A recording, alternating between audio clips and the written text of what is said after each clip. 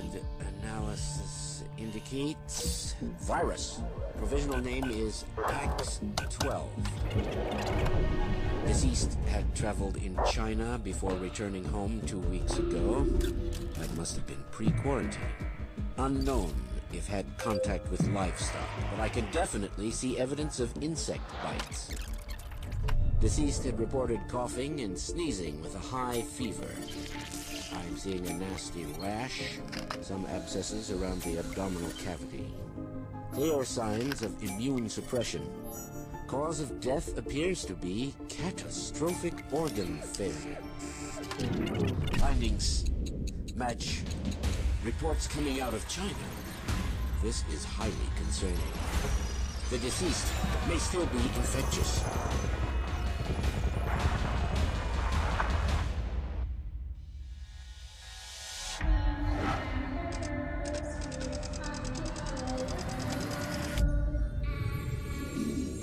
Hi, Nick here from Nicu Games, bringing you my early access review of Plague Inc. Evolved, developed and published by Ndemic Creations, with the version I'm playing on PC with Steam. Its initial release in early access was on February 20th, 2014.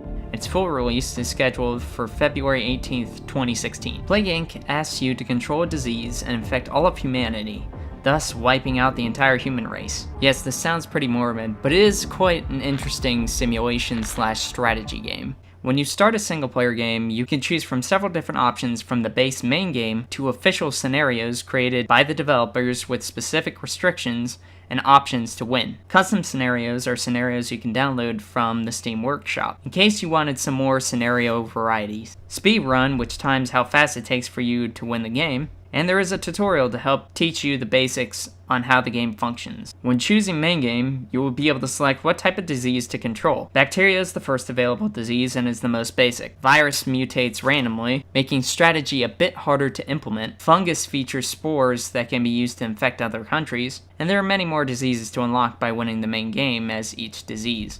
You can also choose perk-like bonuses by modding the genetic code of your disease.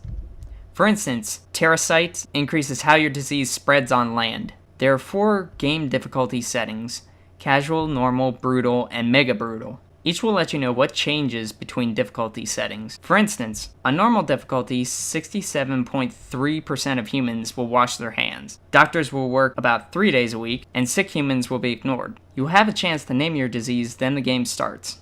You will have to choose your starting country with the first infected person. The rest of the game takes place as a simulation, with the disease beginning to spread throughout your origin country. As it spreads, infected people will travel to other countries by land, sea, and air.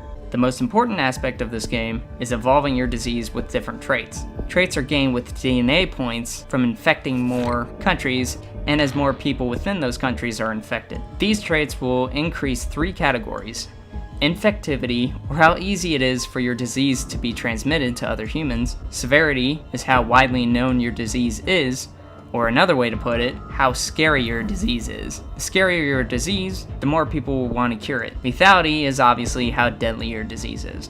Traits come in 3 different skill trees. Transmission, with traits specific to helping infectivity in different areas of the world, and having infectivity between air and sea travel. Symptoms are exactly what they sound like. You can give your disease different symptoms, increasing any of the 3 categories.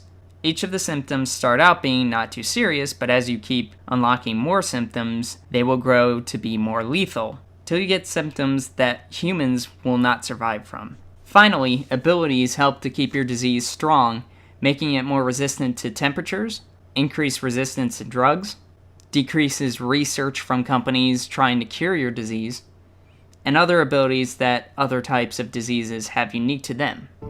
For instance, fungus has the spore burst, as I mentioned before, that automatically infects another country, and is unique to the fungus disease. You must balance infecting countries while trying to keep those countries from researching a cure. When countries start researching the cure for your disease, you can pop blue research bubbles to slow the progress for a cure. If the cure reaches 100%, you lose.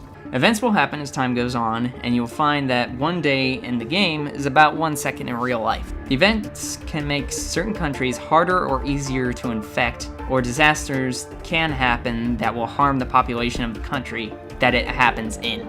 There are many different strategies that will apply to different diseases available to you, and the simulation aspect is really what makes this game the most fun. Seeing how humanity fights back against your disease, and how you need to keep your disease alive is an interesting juxtaposition that until Plague Inc., I had not seen before in a game. I will say this game is very difficult, at least for me.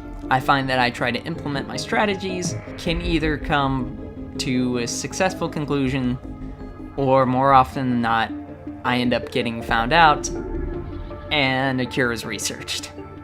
But still, I find that the competitive nature of trying to beat the game before it beats me really fuels my desire to keep playing.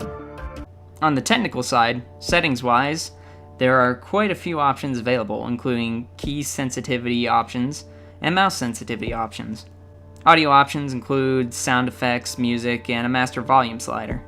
Video options include different resolutions, anti-aliasing, the ability to set a max FPS, otherwise known in this game as a target FPS, VSync on and off, anisotropic filtering, an option for windowed mode, dynamic effects, and particle effects. Controls are rebindable, which is great for this game, and there are different languages available as well. There are leaderboards and a scenario creator used so that you can create your own scenarios that you can then upload to the Steam Workshop. And there is multiplayer options available, including a versus mode where you control your disease and another person controls another disease, and the first person to affect all of humanity wins. There are special traits exclusive to this mode that can hinder your opponent's disease or make your disease stronger temporarily as opposed to your opponent. There is also a co-op mode where you and another person can work together to infect the world as well, which is nice in case you're not too into the versus competitive mode. If you enjoy more strategic games, you will probably like this game. But if you're kind of annoyed with mobile style type games, or if you find the simulation aspects of this game to be pretty shallow, then I'd say you might want to look elsewhere. For what it is, I find it an interesting, albeit pretty frustrating, simulation game. This is Nick. See you later.